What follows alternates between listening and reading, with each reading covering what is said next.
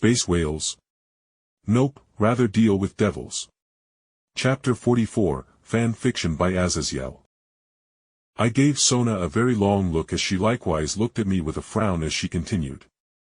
Rias had to deal with the fallen trouble while you were out on your bounty hunt. And unfortunately, the pawn she resurrected when you arrived in this world died again when a fallen used an illusion of his parents or something before sticking him in the throat with a light spear. Sona took a breath as she continued with clear regret on her face. Issei Hyoudou literally just unlocked his Longinus. A weapon that could kill gods, and he gets stabbed in the throat by a mook of a fallen angel. It would have been almost funny if I didn't need to comfort Rias, who went out of her way to help Issei's parents get over the loss with some mild hypnotism. I brushed my hand across my face at the news as I remembered playing dodgeball with him not even a few days ago. Hearing he was dead. Wasn't that great, as it appeared that his plot armor wasn't nearly as dense as it should have been. And then it hit me. She wanted me to help Rias get past her own engagement issue in Riser, as she was certainly up shit creek without a paddle when it came to fighting Riser with her neurotic peerage members without a Longinus on her side. So I nodded slowly, as honestly, getting the power of destruction and maybe more for making a contract with Rias Gremory was my best bet for long-distance pure destruction, as I already had my mystic eyes of death perception for up-close combat. Seeing my nod, Sona cleared her throat and said, "Very well, I will send her a message that you are open to negotiations. Along with my personal resume of your talents, besides what you showed when you defeated Kaneko without much issue. Is there anything else you wish to discuss, Jake?" She asked kindly, but it was clear with the literal stack of papers on her desk that she still had stuff to do. After a moment, I spoke up as there was one thing on my mind. "Do you have anything in mind that I should ask Rias for? In the contract, besides just the Magician's Pact?" Sona raised an eyebrow, and her lips moved as she held in a thought before she smiled and said evenly. "Ask that you are treated the same as her own peerage members, and you will likewise take part in her raiding games under my advisement." Oh. She is trying to play both Rias and I, all to both of our benefits as well. I thought, hiding a smile at the very reserved girl's actions in helping me grow in power, so I stood up and spoke. "Very well, I will be awaiting Rias's summons when she's available.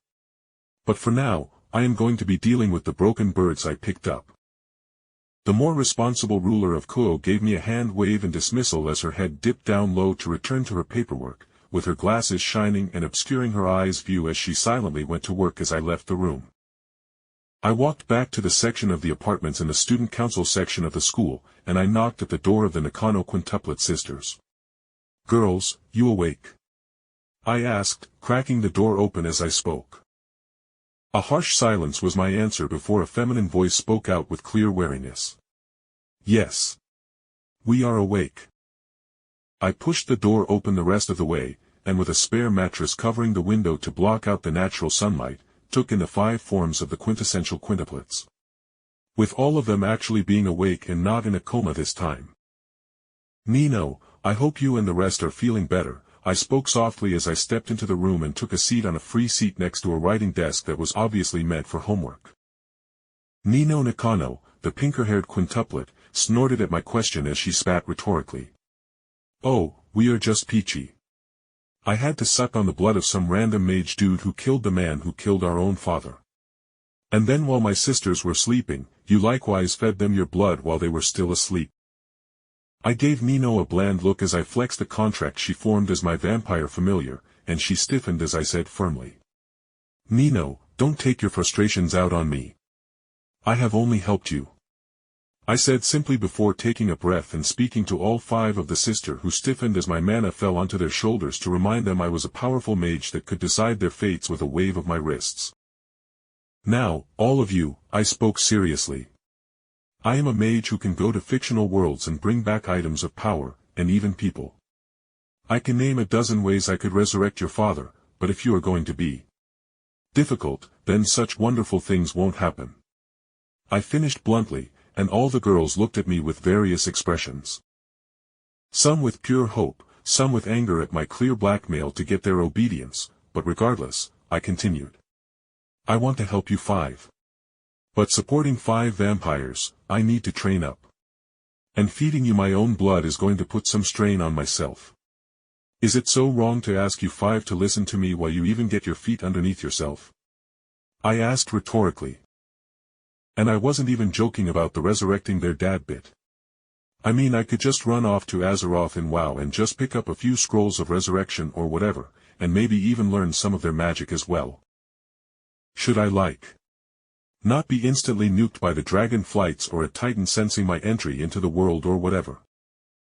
But before I could continue, the darker red-haired quintuplet Miku spoke up softly and quietly. I want Dad back. You helped us, so you don't need to worry about us making issues. She visibly took a breath and continued. I am also willing to make the same contract that Nino made with you last night as well. Nino flushed and looked at her sister, and raised an X with her arms across her chest. Naha Miku. I forbid it. And Miku just snapped back with actual teasing in her voice. What? Are you jealous, don't want to share the contract with the rest of us? She questioned before she herself froze and flushed, asking quietly.